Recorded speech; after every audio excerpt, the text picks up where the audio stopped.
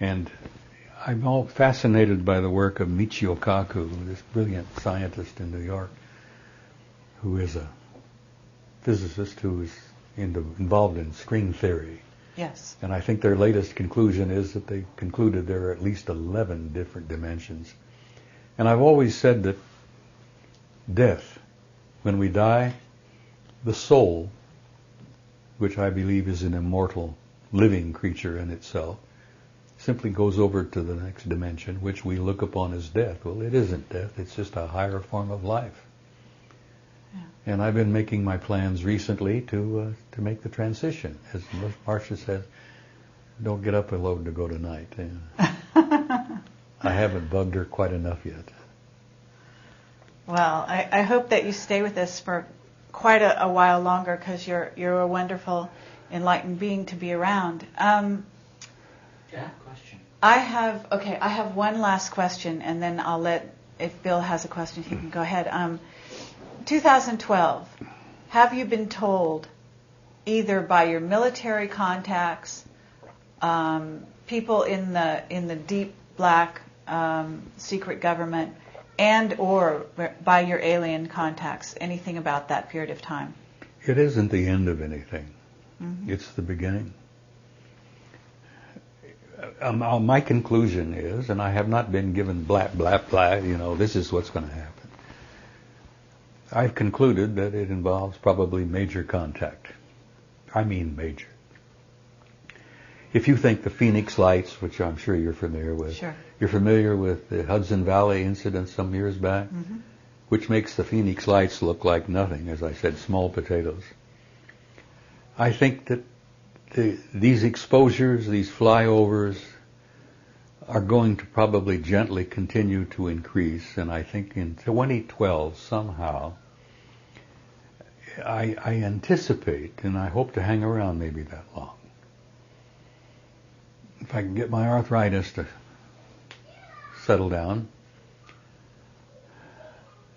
I think it's major contact. I think we're going to have it whether we like it, whether we're ready for it or not. I think that by that time, we will be so close to destroying ourselves with a thermonuclear exchange that they're going to step into the zoo and put the orangutans over here and the baboons over here and the chimps over here, and they're going to say, now look, these are some facts, guys. It's time to wake up, time to grow up.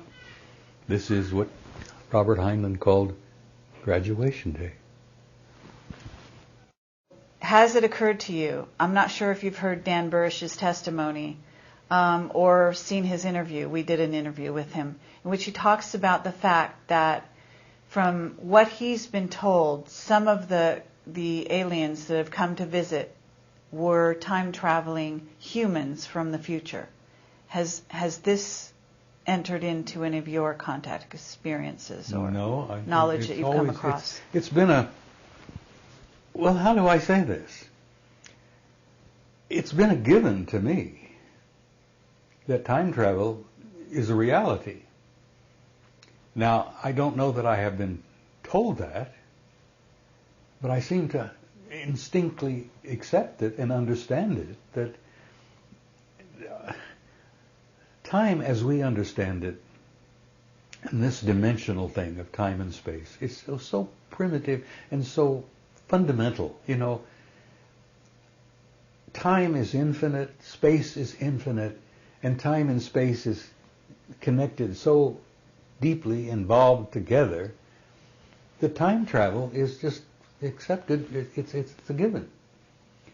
Now, this primitive little society here still likes to play with the idea, make movies and all that, and tell stories and wonder. And to me, the fact that some of these dimensional people, that in itself is a form of time travel. Mm-hmm.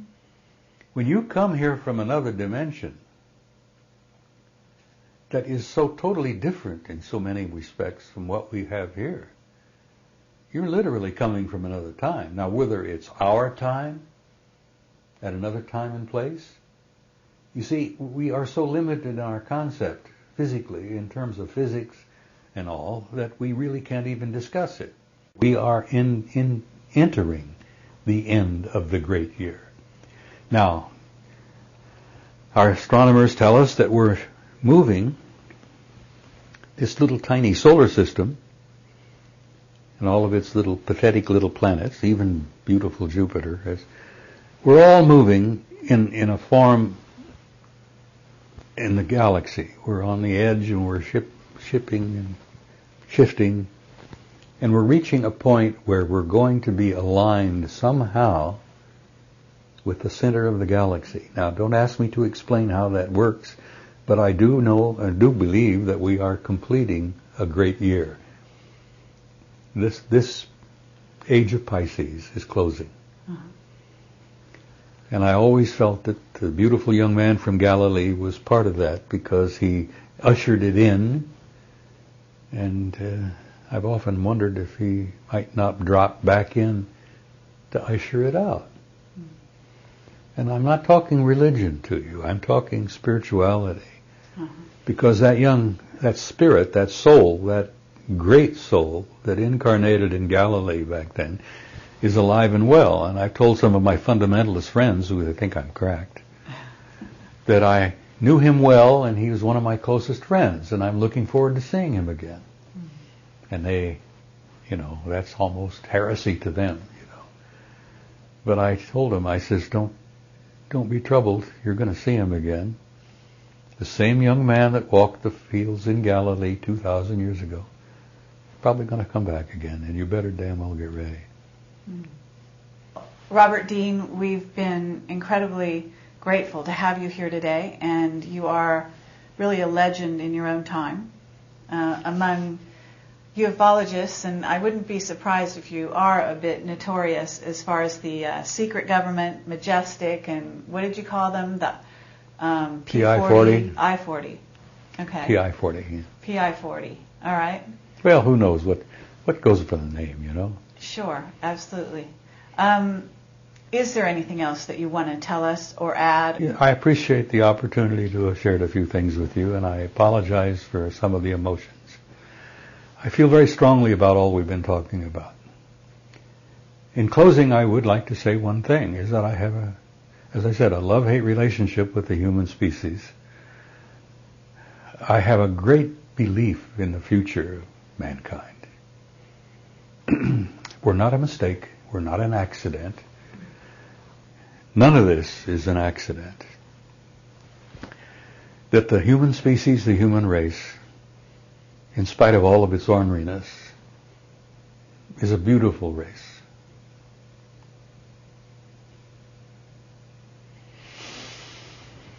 And it has a future. And that I have a deep, deep belief that in time we're going to go out there and take our rightful place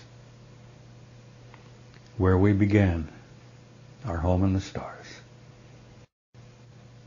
Garbage here. I've given you a lot of material. If within that mass of stuff I've shared, if you can find one or two items that are worth keeping, that's fine.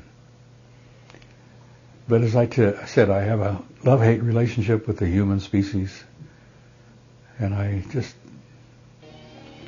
know what we could be and what we're not.